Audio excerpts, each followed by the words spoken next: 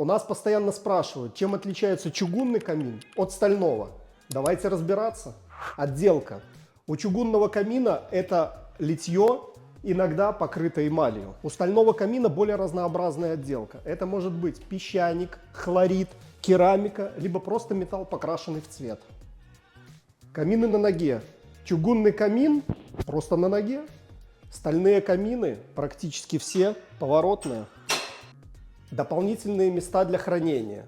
У чугунных каминов, как правило, отсутствуют. У стальных каминов либо закрытые места для хранения, либо открытые. Футировка. У чугунного камина иногда ставят дополнительную чугунную плиту. Приток воздуха отсутствует. У стального камина футировка либо шамот, либо вермикулит. Приток воздуха есть в большинстве каминов.